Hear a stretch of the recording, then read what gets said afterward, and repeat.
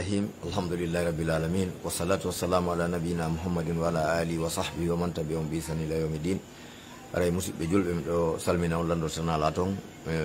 toro on kadi wattangol lila fota e ɗe lande heɓuɗen ɗo ɗe aray ko karama ko meɗen docteur Mamadou Bari hafisahullah wonɗen e jonde ɗo lande e jababuyeji e fatwaji men wowɗin hande komo capantati on joguiɗen ɗo e nder fatwaji ɗin aray ɗo hiɗen wadde ɗiɗo ka page radio lawol kisal ɗum kaka Facebook haray kadi ɗen andi o page Facebook maɓɓe ɗo ɗe no jogui kadi darsuji ɗuɗuɗi toon ɗe ka karamakoɓe meɗen sertuɓe woni e muɗum woni hotubaji woni muhadaraji haray fo mum ɗe duwa wattande ila fota e muɗum hara lande embere yahuɗe toon ɗen wattane ila rewtoɗen ɗe toon ɗe hara ɗe aralɗe arti kadi haray si ɗum feƴƴi ko konngol wonɗen e jonde joni haray karamako meɗen ɓe udditana en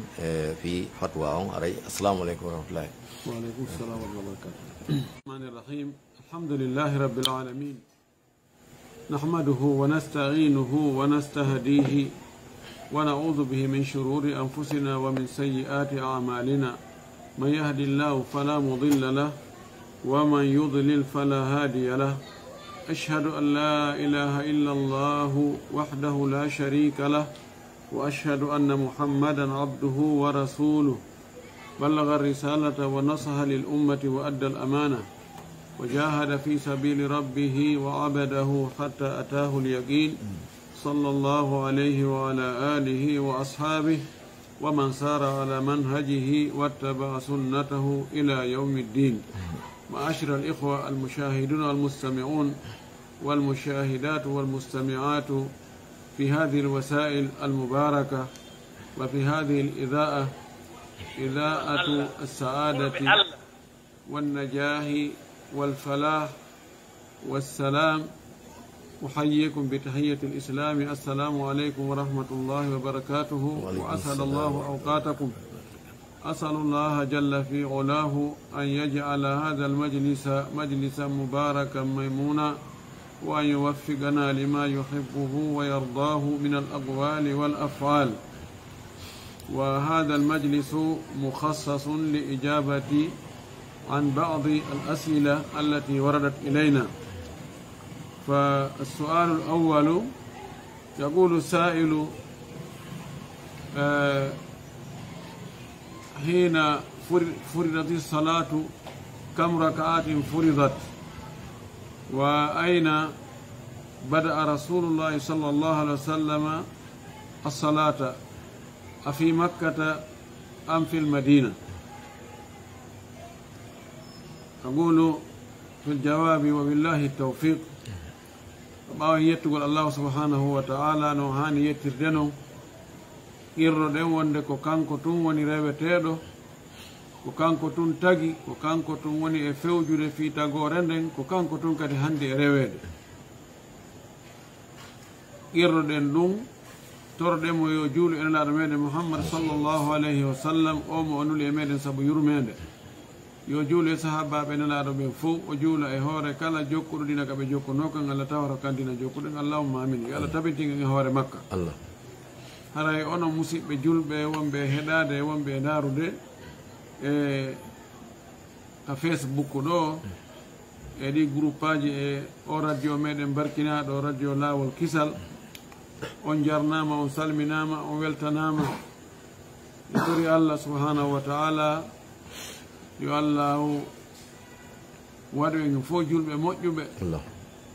o hawten ka aljanna ɓurɗo towde. Haray nde tolande men ɗo hande si Allah muuyi haray ko jabagol berulande ko ari ɗo ko ɗe anduɗen ɗen e landal attingal ngal ɗo landiɗo on ko landi fewdo ko julde nden farla ara non piso piso ko darɗe jelu hari juulete kadi ko honto nelaɗo sallllahu alayhi wa alihi wa sallam fuɗɗi juulugol julde nden ko Makka ka ko Madina.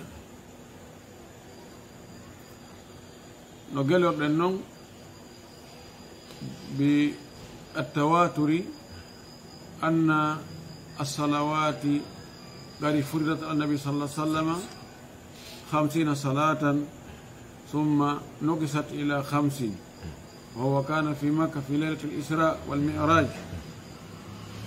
وقد جاءت الأحاديث تبين أن الصلاة أول ما فرضت ركعتين ثم زيد في صلاة الحضر وأقرت صلاة السفر وقالوا لأنه وند julɗel ɗen ko ɗe farla harnilaɗo makka ko ɗon o royra jemma ka o royrano ɗon o ƴawnaka asama dow ko ɗon julɗele ɗen farla e hoore makko ko farlano ko julɗele 50 ko gelorɗen noon ɓawo ari ha o tawi Musa alayhissalam ka asama nayaɓo Musa landimo ko honɗum Allah jeyɗoma on farli e hoore ma e mofte maɗen aɗa maki ko julɗele 50 o yiltotoroɗo Allah de no ɗuuɗi mofte maɗen gaynata mi jarri bo riba no Israila ko hewta ɗum kono ɓe ronkuno nelaɗo yiltiti tori Allah ɗuyti 5 o arti Musa wi yilto fayin toroɗama o yilti o ɗuyti 5 ko noon o nelaɗo jindi hakkude Musa e Allah subhanahu wa taala yahande be o ɗuyta e 5 ha 55 on foppu itta lutti 5 Allah wi konngol angol wattitatake waylatake aray golle ɗen ko golle julɗele 5 kono joddi nin ko joddi julɗele 50 ɗum ɗo ko Makka waɗi ɓawo nelaɗo cippike o arti Allah immino Jibril yo hollumo ko honno juulirte e waktuji ɗin kadi ko fewndo honde julde be waktu mum ka fuɗɗoto ɗon e ka hattata ɗon Jibril almimo julnimo yimɓe ɓen no iwtiri ɓaawo nelaɗo no reeni nelaɗo kañum reeni Jibril yimɓe rena Jibril ɓe juuli ko Makka fuɗɗa juulede kono hadisaji ɗi no holli wonde ko darɗiɗi fuɗɗorano ari hadis mo Seydina Omar radiallahu taala anhu o filli e nene men Aicha fof wonde Allah farli e hoore mofte ɗen nde julde ka arande ko darɗe ɗiɗi ɓeydoya noon julde tawaɗo on ani wonɗo kamum on ɓeyda ɗon ɗiɗi ka fana e ka alansara e ka geeƴe julde setejo on heddi ka wonno ɗon ɗum ɗo Seydina Omar o wi ala lisani nabiyikum e ɗengal annabijo mum nene men Aicha o wi awwalu ma furidatu salatu furidat rakaten summa zidat fi salati alhadari wa uqirrat salatu assafari nene men Aicha o wi ka julde ɗen ko nde farla tun ara nun hari ko dar ɗiɗi on tumati julde tawaɗo on wonɗo ka muɗum ɓeyda darde ɗiɗi wona wirɗen noon julde setejo heddi ka heddi ɗon haray ko ni woni ko julɗele ɗen farlira ko ɗum waɗi woɓɓe goo no wi julde setejo no farli ko yo ɗuytu so timmini tun haray o bonni julde makko nden zahiriyankoɓe ɓen ko ɗon ɓe ƴetti e hanafiyankoɓe ɓen wonde ko be on tigi ɗuyta ko waɗi mo timmini e settoyagal no wawi wa juulowo ka muɗum si waɗi fana o darɗe 7 fanama alansarama gueƴe o darɗe 7 haray ko noon ɓay ko faratno ko darɗe ɗiɗi so ɓeydu ka darɗe ɗiɗi haray o ɓeydi hewre ko farla ko kono jumhur en no yaari wonde ko ɓuri moƴƴude kon ko ɗuytugol ngol wonande settejo on ko ɗum woni sunna makko on kanko ko ɗon baraji ɗi ɓuri ɗuuɗude kono noon so timmini hara julde nden bonani ko ɗum ɓuri sellude wa billahi tawfiq sualu thani salatu bithawbi alladhi fihi suwarun fi lmasjidi imaman kana aw ma'muman gaɗɗo landal ko fillitingal en jaabinoke ngal ɗo hono landal ngal ko juuludugol e coñcol ngol photoji woni e muɗum ka juulirde kadi woni ko almami o woni ko ɓawojo o woni tawi joni o heɓali coñci goɗɗi goo ma mo mari coñci goɗɗi goo kono ƴettin coñcol ngol photo woni e muɗum o yawi juulidi e muɗum wono ñawore nde julde ɗo photo on si tawi masalan so wi o ala coñci go ala few sona coñcol ngol photo woni e mum ala fes sonagol ɗon haray o ɓornagol ngol ɗon o juula no ɓuuri o darorgol ni o juula ɗum haray yetta hattamo haray yo ɓornogol ɗon o juula kono somo mari coñci goɗɗi goɗɗi ala photo haray ko hani kon ko juuldugol e coñci ɗi ala photo ɗin haray ɗon juldugol e coñcol man ngol foto haray no aña kono noon julde nden haray nde selli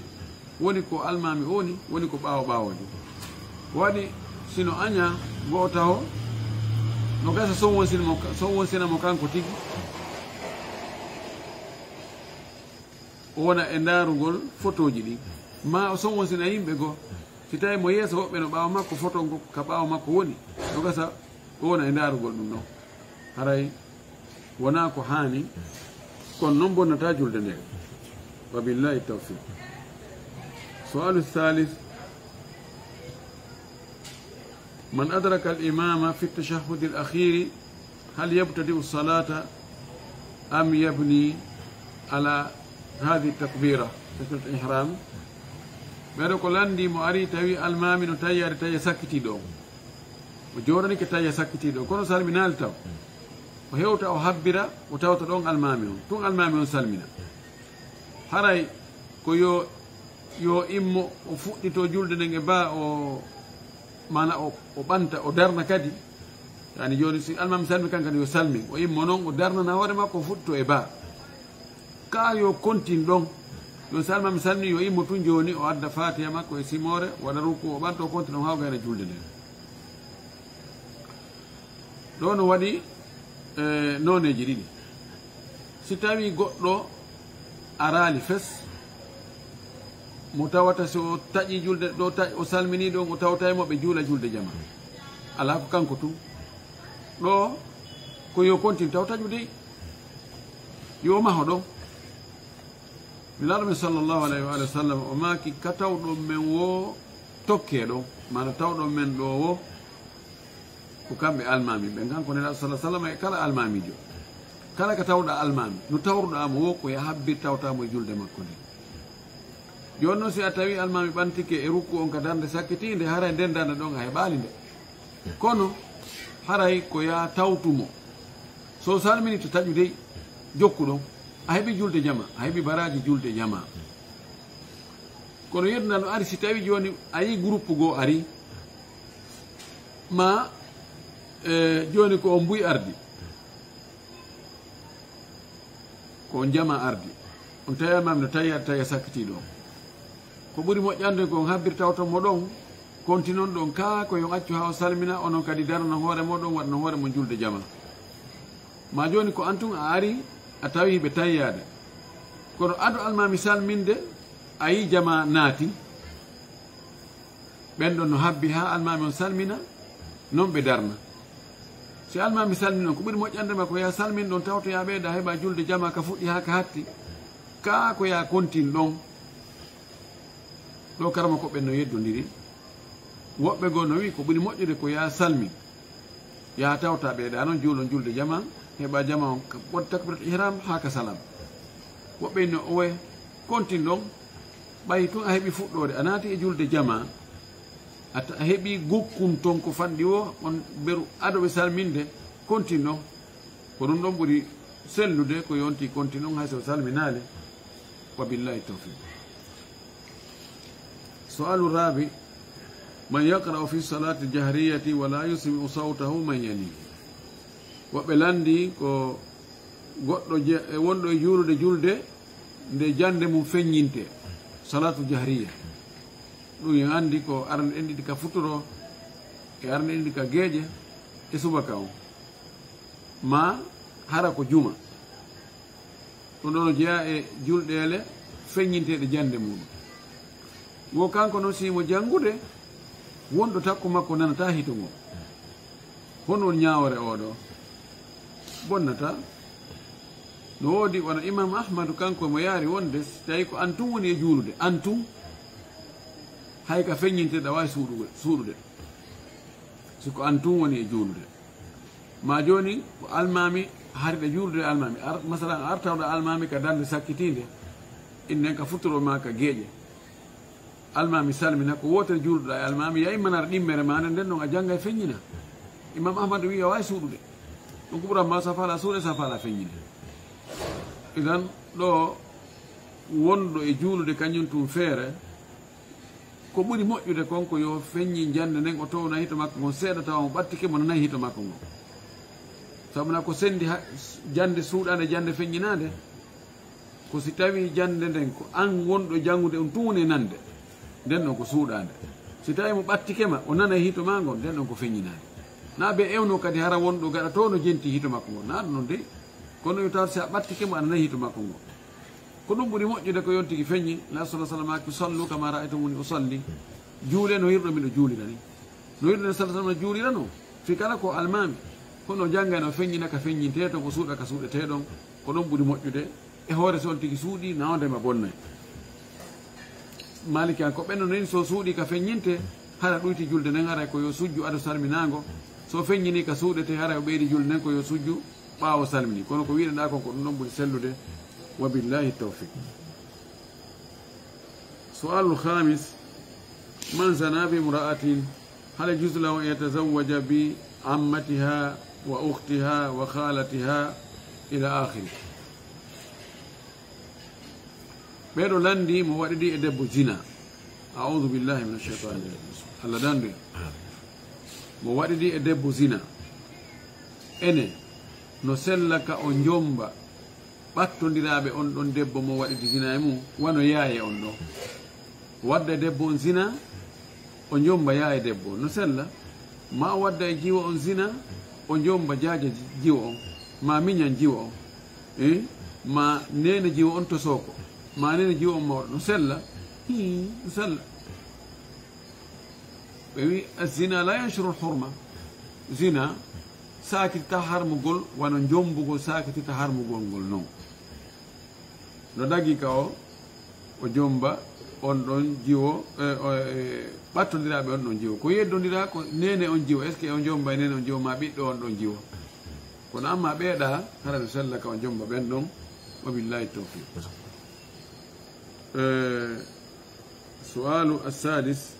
man zana bimra'atin ثم تزوج بها بدون علم ذويهما هل الأولاد المولودون بعد عقد النكاح أولاد زنا أم أولاد نكاح هل هم أولاد سفاه أو أولاد نكاح ɓeɗo ko landi mo waɗiɗi e debbo zina ɓe suuɗo noon ɓe ɗon kandide yimɓe ɓen ɓe waddi zina ɓe jatodirino kono ɓe suuɗo ɗon gorko on ƴamoya on jiwo hara andinaali yimɓe mum ɓen andinaali yimɓe jiwo on wonde ɓe boni dino ɓeya annda ɓe okka ɓe dewgal ngal hume teŋe waɗe ko watte kon fof waɗe ɓe wonda ɓe jiidoda ɓaawo ɗum ɓen mbiɓe ɓe jiidode ɗon ɓen ɗon ko ɓi halal ɓe ka ko fattuɓe ko ɓi halal ɓe hay e konngol wingol dagatako kaɓe jommidirangol ɓay woni subhatul nikah woni no nandita e dewgal ɓiɓɓen fattintaki andi si boneji ari ko ɓurɗo fande on ƴettete so tawi be goɗɗo e majji ƴette fattingol ɓiɗɗo mum ara baaba few ɗum ko tana ɗum ko nambara ɗum ko albalawu piiji bus e boneji e tampereji e del on no wiyete nambaraji ko addi ɗum ko ɓiɓɓe wona ɓe heɓiɗeɗe ni ɓiɓɓe taraw ni a hoore mum ko tana ɗo haray ɓiɓɓe ɓen ko ɓe ɓi halal tawde ko masala yeddodiraɗo ɓiɓɓe ɓen ɓe jontite gorko o kono noon enen ko jiccinɗen ko wonde ngal dewgal ɗon ngal moƴƴa ko dewgal harmugal dagaki ga goɗɗo jaato debbo o bonida e makko o jombitamo kadi joni noon ɗum ɗon woni mode woni ko hulɓini mi tañini hay daguinnoɓe ɗum ɓe si ɓe yino yimɓe woni waɗirde ni hande ɓe yinen ɗon dagaki ko waɗi joni ɗum ɗon woni dambugal bone udditingal ngal wela felmude hande kadi wa billahi tawfiq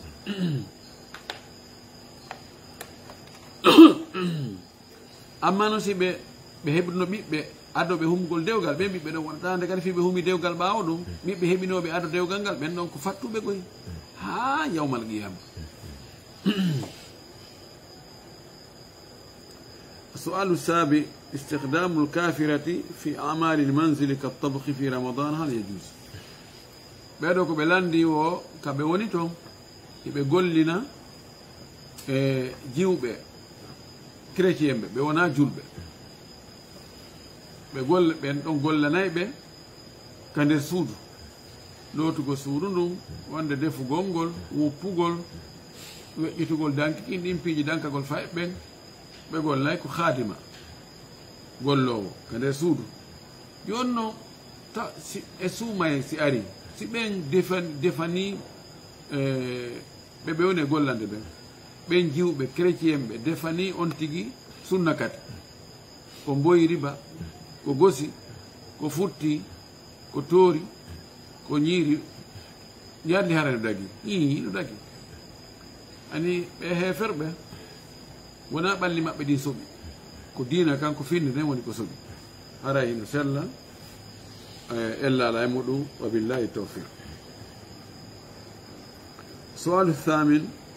man baddala tasbihati rukui bi tasbihati sujudi wa nahwi dhalik. ɓeɗo ko landi joni o andi mo waɗi ruku ka julde no woodi ko wiyata o wiya subhana rabbiyal azim so o sujjoyi o wiya subhana rabbiyal a'la joni noon o yejjiti ka sujudu o wi ɗum subhana rabbiyal azim ko wiyetano ka ruku kon o wi ɗum ka sujudu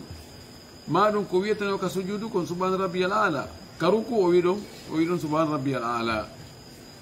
ma andi mo jottike hakkude sujjudeje ni kadi o inni rabbi gfirli warhamni wahdini warzuqni wajburni wa afini wa afanni so wooli ɗum ka rukku ma ka sujudu mana koko hana wowlede kon kono o wolani fewno ko hani wowlude ɗon haray ko on ɗum fawimo ko sujjugo sujjudeje ɗiɗi imma aɗa salminago ma ɗum tuma on tigi salmini ko ɓuranimo ko nan maki li kulli sawin sajadatani kala ko yejjita ka julde sujjande sujjudeje ɗiɗi joni ko honno wiyan nden simo faala yo sujju aɗa salminago so faala yo sujju ɓawo salminago ko tawde si a bonni e julde sifa noone ko nelaɗo bonnano fi muɗum sunna arali ko honno wattirta ko woni sunna no holli en wonde no woodi bonnereji goo on tigi sujjanayɗi aɗa salminago no woodi goɗɗi goo sujjanayi ɗum ɓawo salminago si a bonni sifa ko nelaɗo bonnuno kon ka julde ko ya wattirno noon so sujjana ɗum aɗa salminago sujjana ɗum aɗa salminago siko ɓawo salminago sujjana ɗum an kadi a catuma salmina sujja kono sa bonni noone ko bonnano ina suɓina hakkude sujugo aɗa salminago ma ɗum ɓawo salminago wa billahi tawfiq. sualu tasi hal asmaullahi tawqifiya ɓeɗo landi ɓe inni inde allah ɗen koɗe tawqifi ko wiyete tawqifi ko hara ani ko pdf no famota noon joni tawqifi ko pdf kono no ardi noon naya waylutu naya ɓeydu naya ɗoytu mana allah no mari inde mo wi no tabiti mo jogui inde 99 ɗane noon tumo mari kono nden noon kan no tabiti joni noon iɗa wawi wadde istiqal sifaji ko allah wi himo waɗa ƴetta ɗum watta inde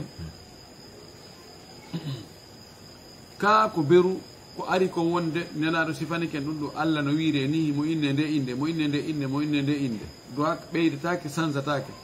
kono kanko no addiri noon ko wigol joni mana ko est ce que ɗe inɗe allah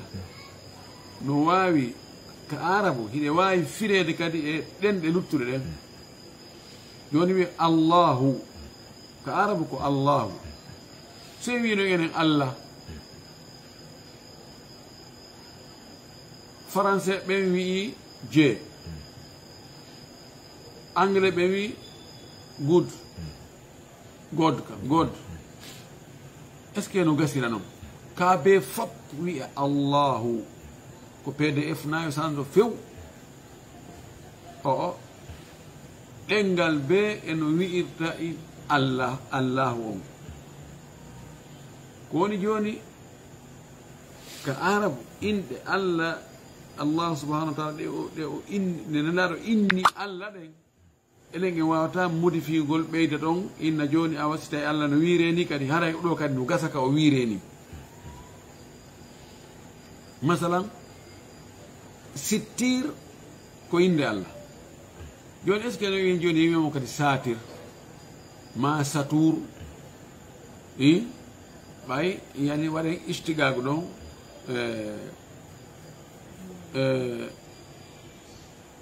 yoni wona wigol ko khallaq ko hewɗo tagude ɗum ko inde allah khaliq taguɗo ɗum ko inde allah est ce que ne wawi ittugol ɗon kadi masalan khaliq e misal ɗum on ɗon gasata few kono noon no sella firugol inɗe allah ɗen fof no sella kadi fire e haalaji goɗɗi goo nde wonno allah subahana taala ko kanko tagi yimɓe ɓen tagi en ɗenɗe ɗen o luutodiriɗe o wi en no jeeya e luutodirgol ɗeɗenɗe meɗen ko hollata wonde allah himo woodi himo ñeeñi koko faala kon kadi o watta wa billahi tawfiq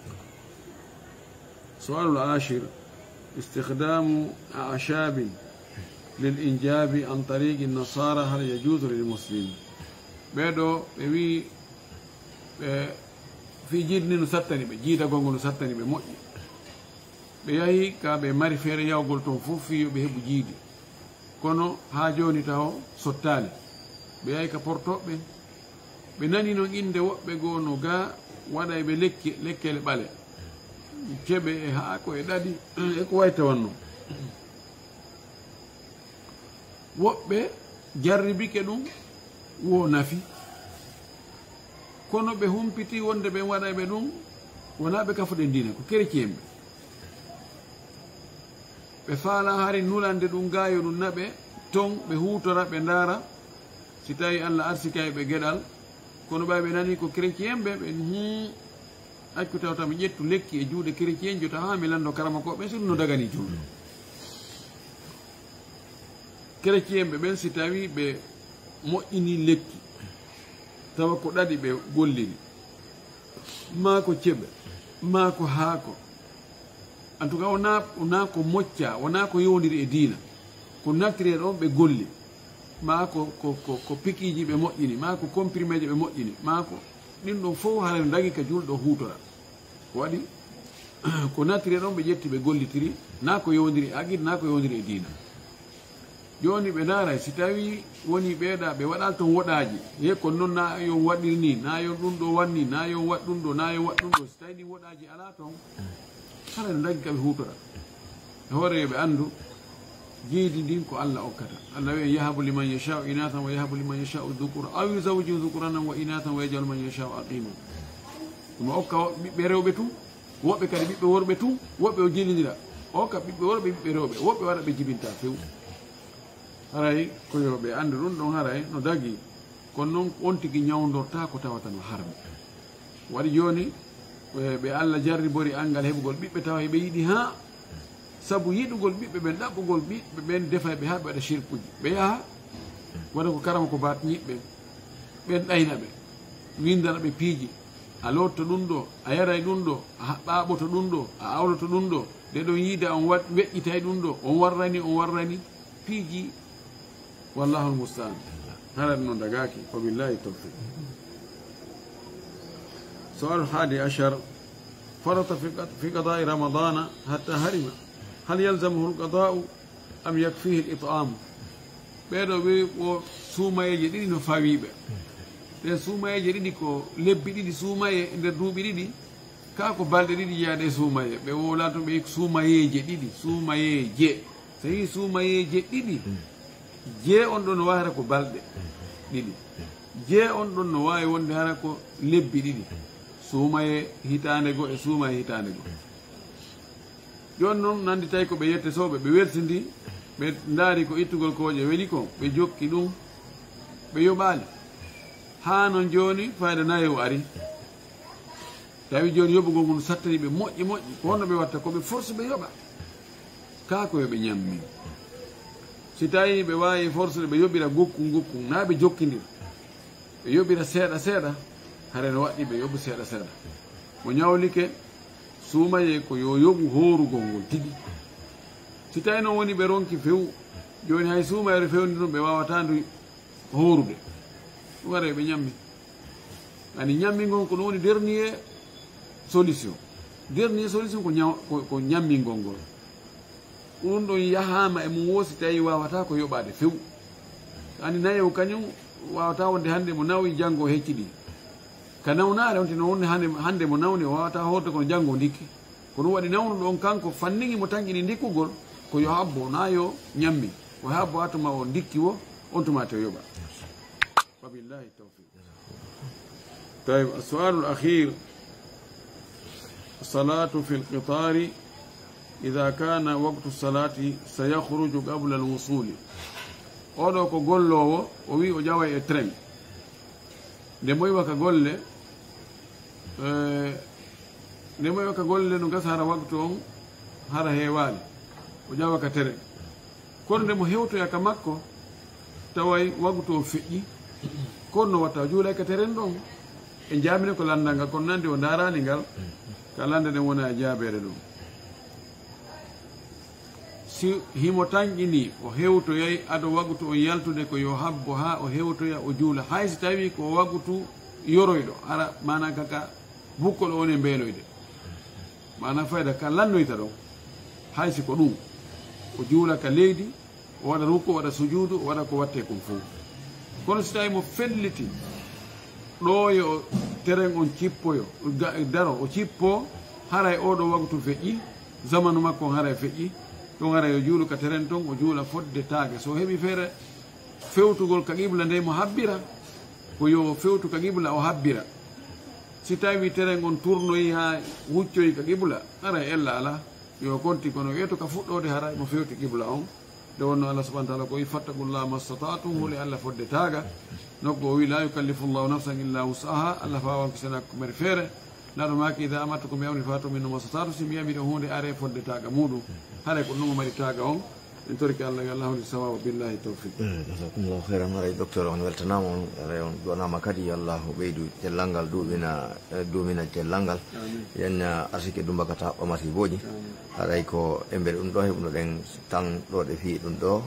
aray mi weltanike on fota jasakumllahu heyral jasa nasalullah azza wa jalla an yanfana bima samina wa nutiye assalamu aleykum wa rahmatullahi wa barakatuh